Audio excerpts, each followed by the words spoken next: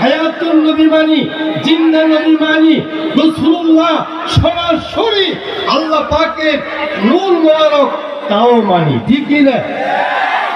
এবং রাসূলুল্লাহ এই দুনিয়াতে শুভাগমন করেছেন, নবী শুভাগমন করেছেন, এটা আরবি হলো মাজিউন নবী। রাসূল শুভাগমন করেছেন, এটা আরবি হলো মাজিউর রাসূল। মুহাম্মদ সাল্লাল্লাহু আলাইহি ওয়াসাল্লাম শুভাগমন করেছেন, এটি হলো মাজিয়ে মুহাম্মদ সাল্লাল্লাহু আলাইহি ওয়াসাল্লাম।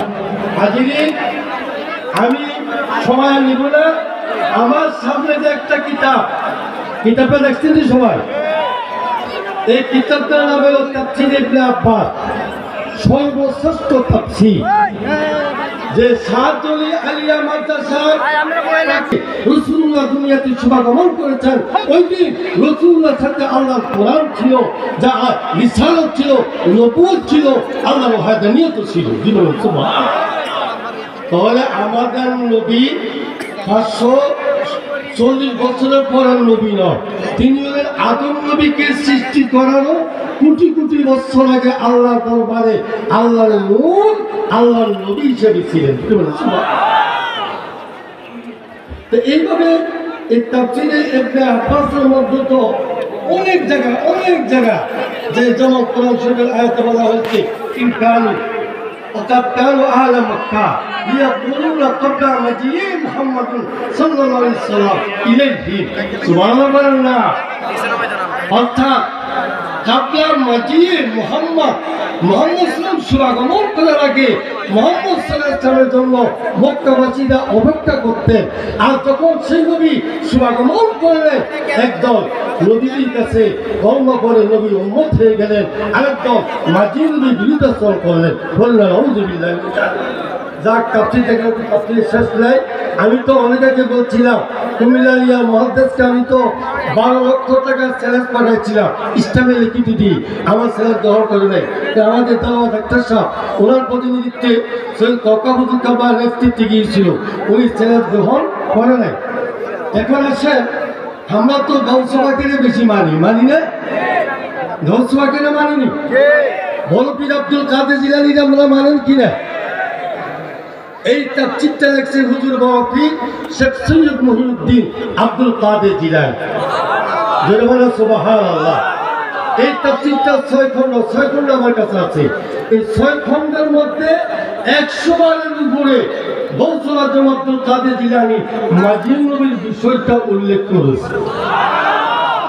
আমি দুইটা দলিল শুনে আমি সাথে যে মাত্রা বলি আগে সুযোগ আছে না?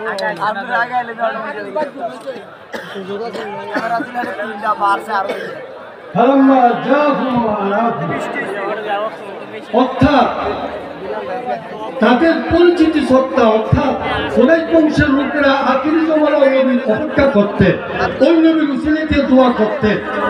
আর সেই নবী যখন তাদের মাঝে শুভাগমন করলেন, ফালাম্মা জাহুম আলাহু, তাদের যে পরিচিতি সত্তা মুহাম্মদ সাল্লাল্লাহু আলাইহি ওয়াসাল্লাম যখন শুভাগমন করলেন, এখন তাফসীর লিখতেছে গাউসুবাক ফি কিতাবিহিম নবীহিম ইলতিজামু লাহু ক্বাবলা মাজিহি, يعني مدينة صلى الله عليه وسلم في كتابهم ونبيهم تبتزال له قبل مجيئه।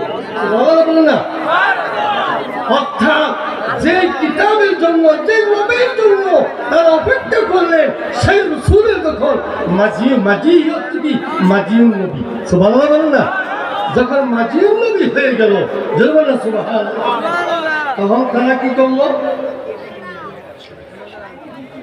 কাফারু বিহি, একদল বলল যে আব্দুল্লাহ ছেলে মুহাম্মদ সে রাসূল হিসাবে আগমন করছে, এটা কি হয় নাকি? আমরা এটা মানতে পারি না। নাউযুবিল্লাহ করেন না। আল্লাহ কোরআনে কাফারু বিহি, একদল এটাকে অস্বীকার করে ফেললো। এখন গাউসুবাক তাফসীর লিখতেছে হাইনা মাজিহি ইলাদান ওয়া মুকাবালাতান ওয়াস্তাহাক্কু বিহাযাল কুফর। সুবহানাল্লাহ। আমার গৌসুবাক বলে তারা অহংকারের কারণে, হিংসার কারণে, হিংসার বশীভূত হয়ে আব্দুল্লাহ ছেলে মুহাম্মদকে আমরা কিভাবে নবী মানি, কিভাবে রাসূল মানি, এই জন্য মাজিদ নবীকে তারা অস্বীকার করে ফেললো। সাথে সাথে আল্লাহ ফতোয়া দিলেন। আল্লাহ কি ফতোয়া দিলেন? যে ফালানাতুল্লাহি আলাল কাফিরিন, যে সমস্ত কাফেররা মাজিদ নবীকে মানে না, আল্লাহ তাদের প্রতি আমি আল্লাহর গজব, আমি আল্লাহর গজব, আমি আল্লাহর গজব বলেন। আউযু বিল্লাহি। ফলে গৌসবাকে তাফসীর এবং কোরআন দ্বারা প্রমাণিত হয়ে গেল মাজিদ নবী যারা মানে তারা ঈমানদার, আর মাজিদ নবীকে যারা অমান্য করে তারা হলো কাফের দল। আমরা কি এখন মাজিদ নবীর দলে থাকবো না কাফের দলে থাকবো? হাত তুলে দেখা, হাত তুলে দেখা।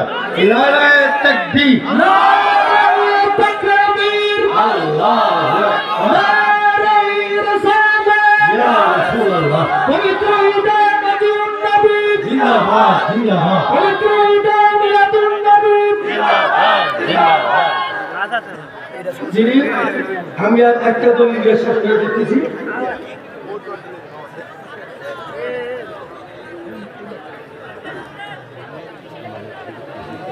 একটা দলিলের সাথে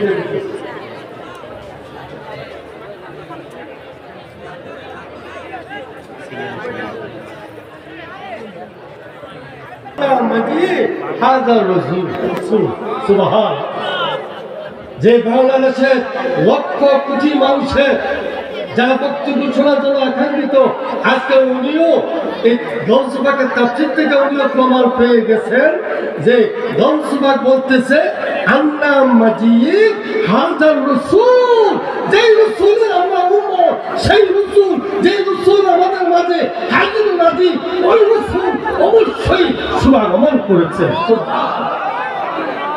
তাহলে আমরা মাজিদ নবী মানি কিনা? হাত তুলে রাখার মাজিদ নবী মানি কিনা? মাজিদ নবী মানি কিনা? মাজিদ রাসূল মানি কিনা? ঈদে মাজিদ নবী মানি কিনা? ঈদে মিলাদুন নবী মানি কিনা? রাসূলুল্লাহ সকল শান মোবারক মানি, ঠিক কিনা? আর মিলাদুন নবী আজ থেকে 33 বছর আগে আমি নিয়মিত খোদা মিলাদে মুস্তাফা কিতাব লিখেছি। সুবহানাল্লাহ না? আমার কিতাবটা দেখে অধ্যক্ষ হাফেজ আহমদ জলিল সাহেব বলেছিলেন যে নুরুজ্জামান সাহেবের দলিল, মুফতি নুরুজ্জামান সাহেবের দলিল আমি হাফেজ আব্দুল দলিলের কিতাবের থেকেও বেশি মজবুত হয়েছে। সুবহানাল্লাহ না? বলতে আমরা মিলাদুন নবী বিরোধী নয়। আমি 283 থাকবো আমরা ময়দানে। আজকে 31 বছর জশ্নে জুলুস করি, মাজিদ নবী জুলুসও করছি। সুবহানাল্লাহ না? আশা রাখি সামনে চালু হয়ে যে বাবা আল্লাহ যেন কবুল করে বলুন আমিন। তা হাজিরি, এইবারে আমি আমার বক্তব্য এখানে সমাপ্তি। আবার সবাই দোয়া করবেন যে বাকি জিন্দিগি যেন নবী মুহাম্মদ রাসূলুল্লাহ সাল্লাল্লাহু আলাইহি ওয়াসাল্লামে গোলামি করে যেতে পারি, ঈদে মাজিদ নবী, ঈদে মিলাদুন নবী খেদমত করে যেতে পারি। আল্লাহ যেন কবুল করে বলুন আমিন। আসসালামু আলাইকুম ওয়া